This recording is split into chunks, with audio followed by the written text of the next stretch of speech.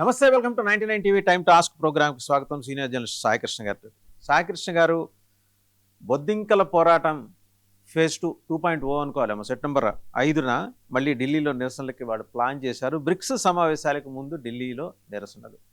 అలాగే కెనడా మాజీ ప్రధాని ట్రూడో బాటలో రాహుల్ గాంధీ గారు కూడా ఏమో మరి కొత్త పార్లమెంట్ సమావేశాలు అయిపోయినాయి కాబట్టి ఆయన ప్లాన్ చేస్తుంటారు. అండ్ తెలంగాణ బీజేపీ చాప కింద నీరులా పట్టు బిగిస్తోంది ఆ రాష్ట్రంలో. ఈ 3 అంశాలకు సంబంధించి ఈరోజు టైం టాస్క్లో మనం మాట్లాడుకుందాం. అండ్ టు స్టార్ట్ విత్ బొద్దింకల సీజన్ 2. ఏంటి సార్, సెప్టెంబర్ 5న వాళ్ళు ఏమన్నా వినూత్న తరహా నిరసన ఏమన్నా ప్లాన్ చేస్తున్నారా? వినిపిస్తుంది. అదే బొద్దింకల సీజన్ 2 సెప్టెంబర్ 5 ఏంటి సార్ వాళ్ళ ప్లాన్ ఈసారి?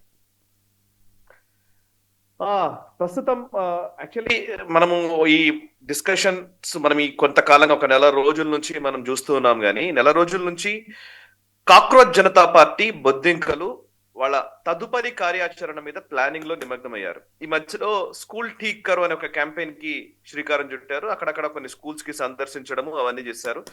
రాజస్థాన్ లో పాపం వాళ్ళ మీద అక్కడ గ్రామస్తులు తిరగబడ్డారు. ఇవన్నీ జరిగాయి. కానీ ఇప్పుడు సెప్టెంబర్ 5వ తేదీన అభిజిత్ దీప్కే అండ్ ఆయన బృందం, ఈ బొద్దింకల బృందం అంతా కలిసి ఢిల్లీ వేదికగా జంతర్ మంతర్ సీజన్ 2 స్టార్ట్ చేయడానికి శ్రీకారం చుట్టినట్టుగా తెలుస్తోంది. అండ్ జంతర్ మంతర్ కాకుండా ఈసారి మార్చినే మేజర్ భూమికగా ఎంచుకున్నారు. అంటే ఇంతకుముందు జంతర్ మంతర్ దగ్గర కూర్చొని నిరసన తెలిపినటువంటి వాళ్ళు ఇవాళ ఇండియా గేట్ నుంచి ఢిల్లీ పోలీస్ హెడ్ క్వార్టర్స్ వరకు నిరసనగా అక్కడ ఒక మార్చ్ నిర్వహించాలని, ర్యాలీగా వెళ్లాలని నిర్ణయించుకున్నట్టుగా తెలుస్తోంది. ఆ ప్రకటన కూడా చేశారు. దీనికి అందరూ యంగ్స్టర్స్ అందరినీ కూడా వాళ్ళు ఆహ్వానిస్తూ ఉన్నారు. ఈ పర్టికులర్ ఈ మార్చ్ లో పాల్గొనాలని చెప్తూ ఉన్నారు. యాక్చువల్లీ అర్థం కావాల్సిన విషయం ఏంటంటే ఈ సీజన్ 2 ఏ డేట్ లో పెట్టుకున్నారు. సీజన్ 2 అనే మాట అసలు నిజంగా ఈ మధ్య కాలంలో ఎక్కువ వింటున్నాం. ఎందుకంటే వెబ్ సిరీస్ లో వచ్చిన తర్వాత ఒక వెబ్ సిరీస్ లో ఒక సీజన్ అయిపోయిన తర్వాత సీజన్ 2 అంటారు, సీజన్ 3 అంటారు. ఇట్లా కంటిన్యూస్ గా చేసుకుంటూ పోయేది ఒక మాట. బట్ ఇప్పుడు ఈ సెప్టెంబర్ 5 అనేది కొంచెం నిజంగా చెప్పాలంటే వరీసమ్ ఫ్యాక్టర్. ఎందుకు అంటే కనుక సెప్టెంబర్ 12, 13 తేదీల్లో ఢిల్లీలో బ్రిక్స్ సమావేశాలు జరగబోతున్నాయి. బ్రిక్స్ సదస్సుకు అటు షీ జిన్పింగ్, ఇటు వ్లాదిమిర్ పుతిన్, ఇతర బ్రిక్స్ దేశాల సభ్యులు రాబోతున్నారు. అండ్ ఢిల్లీ వేదికగా నిర్వహించేటువంటి ఈ కార్యక్రమం సెప్టెంబర్ 12వ తేదీన జరగబోతోంది. సరిగ్గా వారం రోజుల ముందు సెప్టెంబర్ 5వ తేదీన ఈ ఉద్యమానికి వాళ్ళు శ్రీకారం చుట్టారు. అండ్ ఆ రోజు చేస్తామని అంటున్నారు. అంటే ఎందుకు ఇదంతా డెఫినెట్లీ మనం అనుకుంటున్నదే, చాలా సార్లు అనుకున్నదే, పార్లమెంట్ సమావేశాలకు ముందు చేసేది. అండ్ ఇప్పుడు కరెక్ట్ గా ప్లానింగ్ 1 వీక్ ముందు చేయడం అంటే ఆ 1 వీక్ అంతా కూడా హడావిడి బ్రిక్స్ మీద వెళ్ళదు, పూర్తిగా వీళ్ళ మీదకే హెడ్ లైన్స్ వెళ్ళేలాగా చూసుకోవడము. అండ్ దాంట్లో ఏదైనా లాఠీ చార్జో ఇంకోటి జరిగింది అనుకో, పర్మిషన్ ఇవ్వలేదనుకో, ఇంకోటి జరిగింది అనుకోండి, దాన్ని ప్రపంచ దేశాల ముందు చూపించే ప్రయత్నం చేయడం. సో బేసికల్లీ బ్రిక్స్ అనేది ఎవరున్నారు బ్రిక్స్ లో? అటు చైనా ఉంది, ఇటు రష్యా ఉంది. ఆబ్వియస్లీ వీళ్ళకి ఫండ్ ఎక్కడి నుంచి వస్తుంది? వెస్ట్రన్ దేశాలలో ఉన్నటువంటి డీప్ స్టేట్ నుంచి వస్తుంది. సో మీకు అర్థం చేసుకోవచ్చు, ఎవరైతే యుఎస్ కి ఇంట్రెస్ట్ లేదు, ఇప్పుడు బ్రిక్స్ అనేది రావడమే ఇంట్రెస్ట్ లేదు. బికాస్ బ్రిక్స్ వస్తుంది అనుకోండి, ఈ బ్రిక్స్ సమావేశాల్లో కొన్ని కీలకమైన అంశాలు కూడా చర్చకు రాబోతున్నాయి. ఇప్పుడు నిన్న కూడా మనం మాట్లాడాం. వాసు గారు, అజిత్ దోవల్ గారు చైనాకి వెళ్లారు, జయశంకర్ గారు పుతిన్ ని కలవడానికి రష్యాకి వెళ్లారు.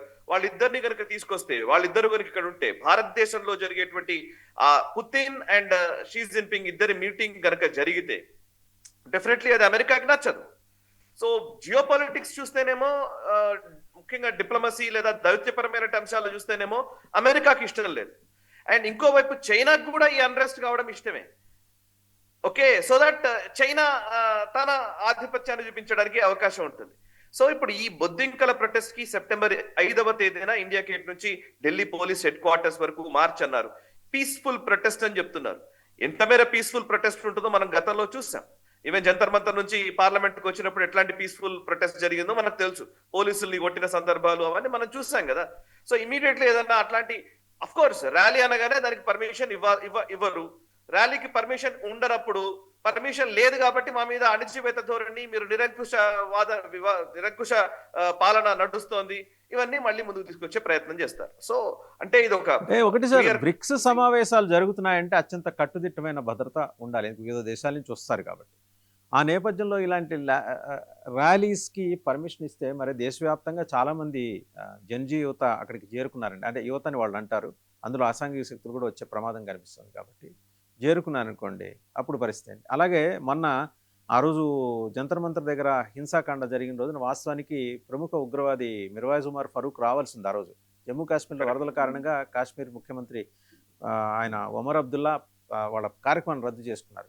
ఇప్పుడు రేపు ఆయన కూడా అదే రోజున ప్లాన్ చేసుకుంటే మనం వీ కెనాట్ రూల్ అవుట్ కదా. ఇప్పుడు ఎగ్జాక్ట్లీ ఇప్పుడు మొన్నటిదాకా ఇప్పుడు మనం చూస్తే చూడండి దేశవ్యాప్తంగా ఇప్పుడు రిజర్వేషన్లకు వ్యతిరేకంగా ఒక పోరాటం జరుగుతోంది జంతర్ మంతర్ దగ్గర. వాళ్ళ మీద కూడా లాఠీచార్జ్ జరిగింది.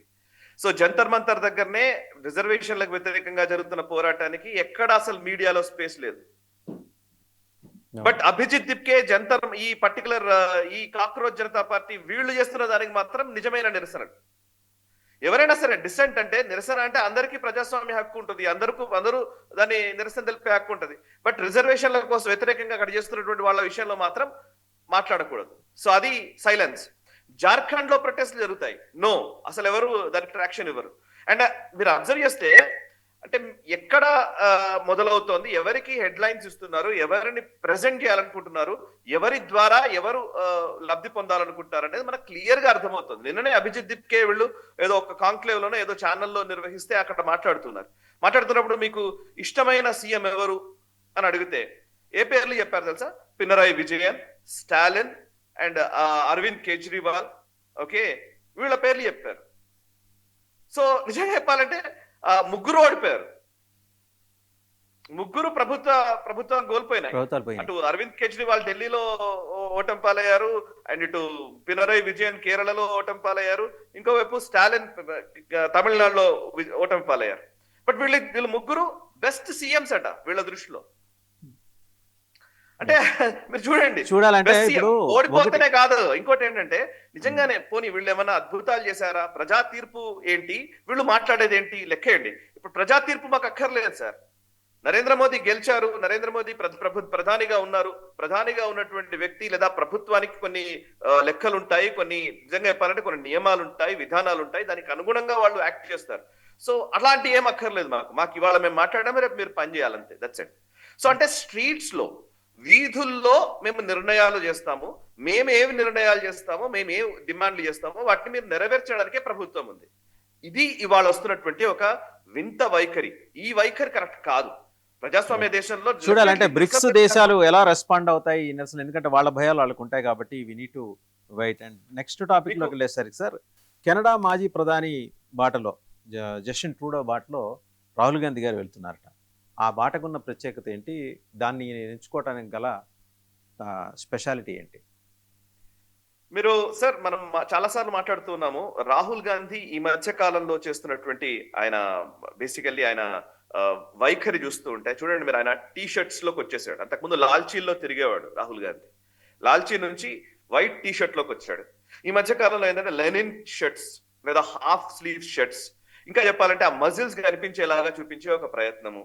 అంటే ఏంటంటే ఇదంతా కూడా ఏంటంటే ఒక పర్ఫెక్ట్ పిఆర్ యాక్టివిటీ జరుగుతోంది. సో పిఆర్ యాక్టివిటీ ఎలా ఉంటుంది అనే దానికి నేను కొన్ని ఎగ్జాంపుల్స్ చెప్తాను. సో ఆయన ఎక్కడికైనా వెళ్తే మొన్న అండమాన్ నికోబార్ వెళ్తాడు, స్కూబా డైవింగ్ చేస్తాడు, ఎక్కడో పుష్అప్స్ చేస్తాడు, అంటే మనమే మామూలుగా జిమ్ లో చేస్తాం కదా మనము, పుష్అప్స్ పుల్అప్స్ అవి చేస్తాడు. ఎక్కడికైనా పోతే వాకింగ్, రన్నింగ్లు, జాగింగ్లు చేస్తాడు. అంటే బేసికల్లీ ఏంటంటే నేను చాలా ఫిట్ గా ఉన్నాను, నేను యంగ్స్టర్స్ కి నేనే ఐకాన్ ని, చూడండి నేను ఒక కొత్త తరానికి రాజకీయ నాయకుడిని అని చెప్పే ప్రయత్నం రాహుల్ గాంధీ చేస్తున్నాడు.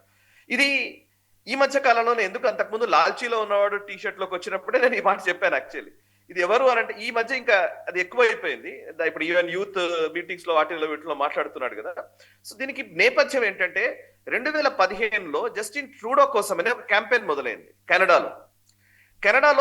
జస్టిన్ ట్రూడో ఫాదర్ కూడా ఆయన పొలిటికల్ లెగసీ ఉంది ఆ కుటుంబానికి, జస్టిన్ ట్రూడో కుటుంబానికి. ట్రూడో తండ్రి చాలా సంవత్సరాలుగా కెనడాను పరిపాలించినటువంటి వ్యక్తి.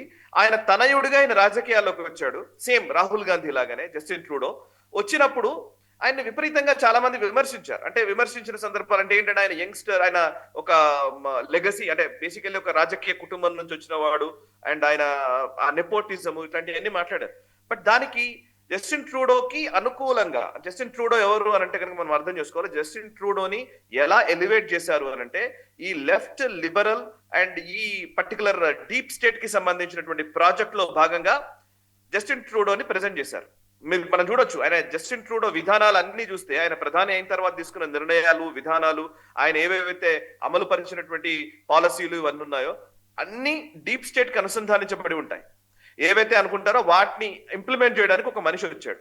సో జస్టిన్ ట్రూడో మీరు ఎందుకంటే అప్పీస్మెంట్ పాలిటిక్స్, అక్కడ ఖలిస్తానీలను కూడా అప్పీస్ చేశాడు ఈయన జస్టిన్ ట్రూడో. అండ్ ఈ లెఫ్ట్ ఎకోసిస్టమ్ ని విపరీతంగా ప్రైజ్ చేయడం అండ్ ఇల్లిబరల్ థాట్స్, లిబరల్ అని వాళ్ళు అంటారు బట్ నేను ఇల్లిబరల్ థాట్స్ ని బాగా ప్రెజెంట్ చేయడం, ఈ ఎల్జిబిటిక్యూ ఉద్యమాల్ని కావాలని ప్రేరేపించడం.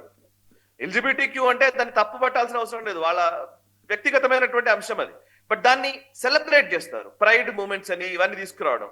అండ్ కెనడాలో అవన్నీ చాలా కీలక పాత్ర వహించాయి. And at the same time ఆ టైంలో జస్టిన్ ట్రూడో ఏంటంటే చాలా సేమ్ ఇట్లాగే ఇప్పుడు ఆయన సైక్లింగ్ చేయడం, మధ్యలో రోడ్ల మీద ఆగి సైక్లింగ్ చేయడం, ఎక్కడో ఏదో ఒక టీ షర్ట్స్ వేసుకొని వెళ్ళడం, అంటే ఒక యంగ్స్టర్స్ ని, యంగ్ పాపులేషన్ ని అట్రాక్ట్ చేసే విధంగా చేసినటువంటి ప్రయత్నాలు అవన్నీ. సో దాంట్లో చాలా చాలా ఇంట్రెస్టింగ్ గా చెప్పాలంటే వాసు గారు అసలు నిజంగా కొన్ని కీలకమైనటువంటి నంబర్స్ ఉన్నాయి, నేను అది చెప్తాను, చెప్పే ప్రయత్నం చేస్తాను. రాహుల్ గాంధీ దాన్ని ఎగ్జాక్ట్ గా ఇంప్లిమెంట్ చేస్తున్నాడడానికి ఇవి ఉదాహరణ. కెనడాలో అంట 2015లో యూత్ ఓటింగ్ విపరీతంగా పెరిగింది ఈ జస్టిన్ ట్రూడో చేసిన క్యాంపెయిన్ ఫలితంగా, అంటే పిఆర్ యాక్టివిటీ వల్ల. సో అక్కడ ఆల్మోస్ట్ నేను నంబర్స్ చెప్తాను, 1 సెకండ్. సో అంటే 10%, 30% యూత్ ఓటింగ్ పెరిగింది. ఆ యూత్ ఓటింగ్ మొత్తం కూడా జస్టిన్ ట్రూడోకి ర్యాలీ అయింది. జస్టిన్ ట్రూడో ఆ టైంలోనే సోషల్ మీడియాని విపరీతంగా వాడుకున్నారు. ఇప్పుడు మనం కాక్రోచ్ల గురించి మాట్లాడతాం, సోషల్ మీడియా ఆల్గారిథమ్స్ అన్ని జస్టిన్ ట్రూడోకి అనుకూలంగా పనిచేశాయి 2015లో. సో ఇప్పుడు సేమ్ థింగ్ ఇక్కడ జరుగుతోంది, మనం చూస్తున్నాం. సో ఈ మధ్య కాలంలో చూస్తే రాహుల్ గాంధీ మాట్లాడుతున్న విధానాలు అవన్నీ చూస్తే వీళ్ళెవరు కూడా విధానపరమైన నిర్ణయాల గురించి మాట్లాడరు, విధానాలు మాట్లాడరు. వీళ్ళు మాట్లాడేదంటే జస్ట్ అప్పీలింగ్. సో మీరు చూడండి, స్కూల్ టీక్ కరో అనే ఉద్యమం ఉంది. గత 70 సంవత్సరాలుగా ఎవరిది పాపము? స్కూల్ ఇలా ఉండడానికి పాపం ఎవరిది? స్కూళ్ళ పరిస్థితి ఈ విధంగా అధ్వానంగా తయారవడానికి కారకులు ఎవరు? గవర్నమెంట్ స్కూల్స్ ని వదిలేసి ప్రైవేట్ స్కూల్స్ వైపు జనాలని పుష్ చేసింది ఎవరు? సో ప్రైవేట్ యాజమాన్యాలకు అనుకూలంగా మాట్లాడిన రాజకీయ నాయకులు ఎవరు? మనకు తెలియదా? ఈ కాంగ్రెస్ పార్టీ పాత్ర లేదా ఇందులో? బట్ దాన్ని ఏది అంటే అవన్నిటిని డిజోన్ చేసుకుంటాడు రాహుల్ గాంధీ. తన గత చరిత్ర, కాంగ్రెస్ కి సంబంధించిన గత చరిత్ర మొత్తాన్ని డిజోన్ చేసుకుని నేను ఒక ఫ్రెష్ పాలిటీషియన్ అని చూపించే ప్రయత్నం జరుగుతోంది. సో ఫ్రెష్ పాలిటీషియన్, నేను ఇప్పుడే వచ్చాను, నేను యంగ్స్టర్ ని, నాకు కొన్ని ఆలోచనలు ఉంటాయి, నేను మీతో కలిసి తిరుగుతాను, మీతో కలిసి పంచుకుంటాను అని చెప్తాడు. అందుకే మీరు చూడండి, కాంగ్రెస్ నాయకుల్ని, ఆ పాత నాయకులు ఎవరిని కూడా రాహుల్ గాంధీ పెట్టుకోలేదు, అందరినీ పక్క జరిపేశాడు. మీరు అబ్జర్వ్ చేస్తే ఒక మల్లికార్జున్ ఖర్గే చేస్తే అట్లా ఆయనను పెట్టుకున్నారు అంతేగాని, బట్ అదర్వైజ్ మిగతా ఎవరు లేరు, ఆ పాత నాయకులు ఎవరిని తీసేశాడు. అంటే ఆ ప్రభుత్వ వ్యతిరేకత అంతా కూడా అప్పటి వాళ్ళందరూ కూడా వాళ్ళకే వెళ్ళిపోయింది. సో నేను ఒక ఫ్రెష్ టీమ్ తో నేను రాజకీయాల్లోకి వస్తున్నాను అనేది ఆయన పాయింట్. ఇందులో మళ్ళీ అప్పీజ్మెంట్ ఎక్కడికి వెళ్ళిపోయిందంటే, అప్పీజ్మెంట్ ఇప్పుడు మీరు చూడండి, నిన్ననే సుప్రియా శ్రీనాథ్, ఆమె పేరేంటి, ఆమె శ్రీనాథ్, ఆమె ఒక మాట మాట్లాడుతుంది, ఏంటి, మనుస్మృతి గురించి మాట్లాడుతుంది. కాంగ్రెస్ నాయకులు మనుస్మృతి గురించి చాలా అరుదుగా మాట్లాడతారు, కొంతమంది మాట్లాడతారు కానీ, బట్ వాళ్ళ మనుస్మృతి గురించి మాట్లాడడం, ఆర్ఎస్ఎస్ గురించి మాట్లాడడం, హిందువుల గురించి మాట్లాడడం, క్లియర్ డెఫినేషన్ అంటే ఏంటంటే నేను పూర్తిగా ముస్లిం అప్పీజ్మెంట్ చేస్తాను, నాకు హిందూ ఓట్లు అక్కర్లేదు, హిందువుల్లో ఉన్నటువంటి ఒక చీలిక అంటే కులాల పేరిట చీలిపోయినటువంటి ఓట్లు మాత్రం నాకు కావాలి, సో దాంతో నేను గెలవగలను, యూత్ అనే ఒక మాటని ముందుకు తీసుకొస్తాను అనేది Rahul Gandhi style. Same thing 2015లో జస్టిన్ ట్రూడో ఇంప్లిమెంట్ చేశాడు. మీరు exact campaign, Justin Trudeau campaign కి రాహుల్ గాంధీని లేపి నిలబెట్టానని కొంచెం ఆయనను పుష్ చేస్తున్నటువంటి దానికి సేమ్ సిమిలారిటీసే ఉంటాయి. అఫ్ కోర్స్ అక్కడ సక్సెస్ అయ్యాడు కెనడాలో జస్టిన్ ట్రూడో, జస్ట్ 1 అటెంప్ట్ లో సక్సెస్ అయ్యాడు. బట్ రాహుల్ గాంధీని గత 20 ఏళ్లుగా ప్రమోట్ చేస్తున్నారు, ఇది తేడా అంతే. రైట్. ఇక తెలంగాణ బీజేపీ అంశానికి వచ్చేసరికి రామచంద్రరావు గారు స్పీడ్ పెంచారు.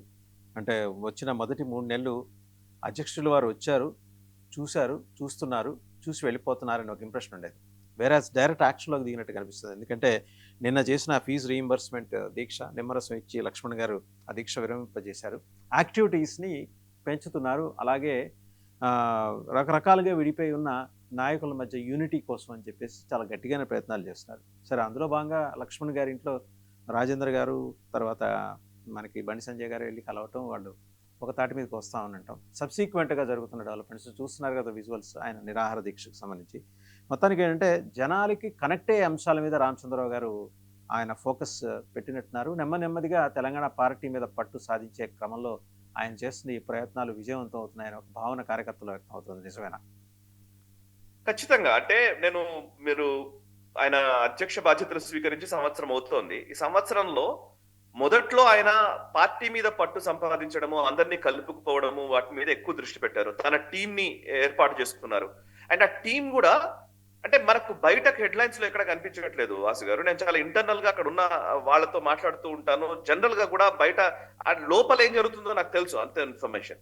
బట్ సీరియస్ గా చెప్పాలంటే చాప కింద నీరులా భారతీయ జనతా పార్టీని తెలంగాణలో విస్తరింపజేయడంలో రామచంద్రరావు గారు ఒక కొత్త స్టైల్లో వెళుతున్నారు.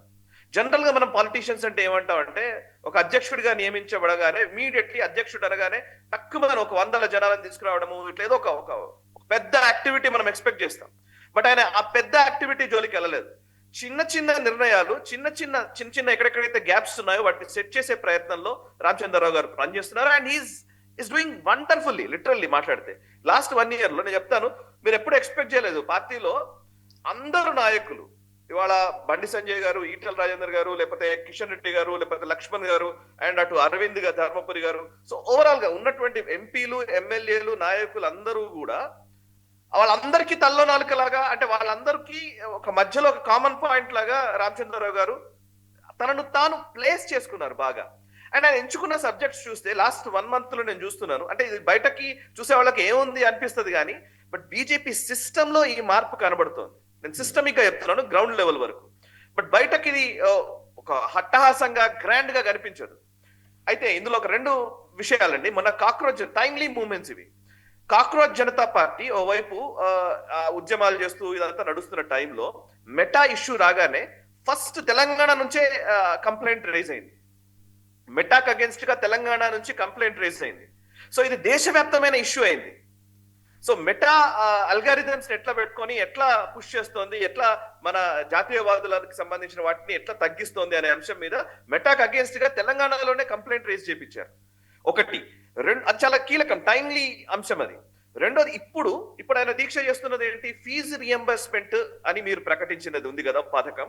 ఫీజు రియంబర్స్ చేయండి, ఎందుకు నిధులు ఇవ్వట్లేదు కాలేజీలకి అని. సో విద్యార్థుల గురించి ఓవైపు స్కూల్ టీక్కర్ అని ఉద్యమాలు చేస్తున్న టైంలో విద్యార్థుల గురించే కదా మీరు మాట్లాడుతున్నది, కాంగ్రెస్ మాట్లాడుతున్నది విద్యార్థుల గురించే కదా.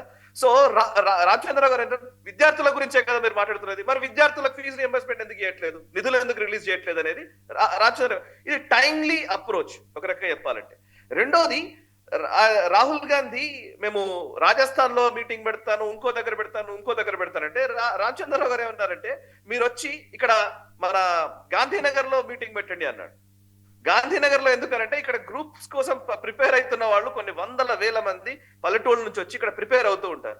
వాళ్ళకి ఇదివరకు ఎలక్షన్స్ టైంలో హామీ ఇచ్చింది కాంగ్రెస్ ప్రభుత్వం, మీరు ఉద్యోగాల భర్తీ చేస్తామని చెప్పి. ఇప్పటి వరకు ఎందుకు చేయట్లేదు అని అడుగుతున్నారు.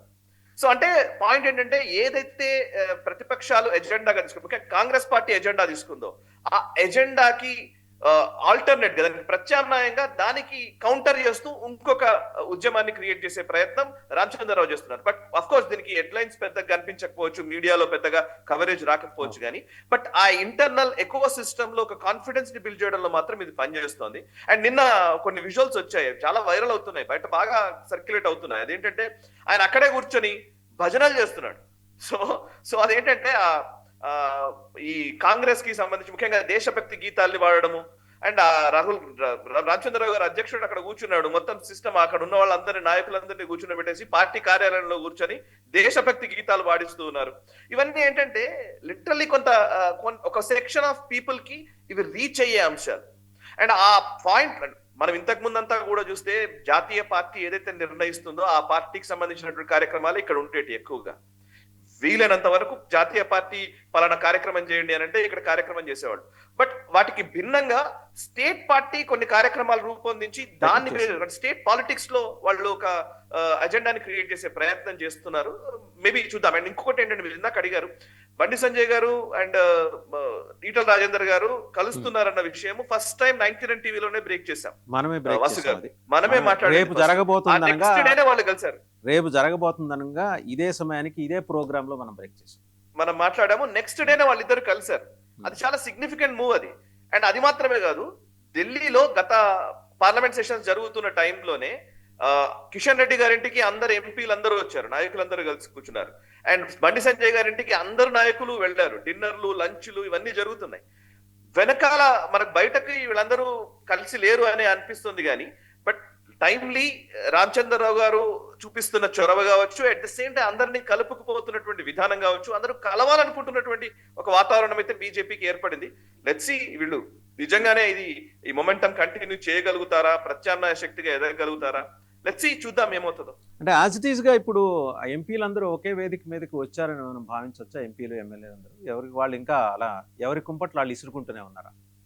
గతంతో పోల్చితే ఇప్పుడు చాలా కలిసి కనబడుతున్నారండి. అంటే నేను మన మీడియాలో వాటిల్లో వీటిలో చూస్తుంటాం కదా, ఈవెన్ మీడియా మిత్రులు అడిగే ప్రశ్నలు, చిట్ చాట్లో వాటిలో ఫస్ట్ పాయింట్ ఏంటంటే, వాళ్ళకి నిజంగా లోపల విభేదాలు ఉన్నా మీడియా ముందుకు రాకుండా చిట్ చాట్ లో మాట్లాడడమో, ఇంకో దగ్గర ఏదో మాట్లాడడమో చేయకుండా, వాళ్ళు లోపల ఏ ఇబ్బందులున్నా, వ్యక్తిగతంగా ఏమైనా సమస్యలు ఉన్నా కానీ బయటకు రాకుండా ఉండడం మాత్రం చాలా జాగ్రత్త పడుతున్నారు అందరూ. ఎస్పెషల్లీ బండి సంజయ్ గారు కావచ్చు, ఈటల రాజేందర్ గారు కావచ్చు, లేకపోతే ఈవెన్ అరవింద్ కావచ్చు, అందరూ ఆల్మోస్ట్ జాగ్రత్త పడుతున్నారు. మీరు నిజంగా మీడియా ముందుకు మాట్లాడాలనుకుంటే చాలా సీరియస్ పరిణామాలు ఉంటాయని ఢిల్లీ హెచ్చరించి ఉండవచ్చు. Certainly it's an appreciable move from BJP headquarters అండి. చూద్దాం ఏం జరుగుతుందో. Thank you very much Sai Krishna గారు, and thank you very much for watching time to ask programme with Sai Krishna.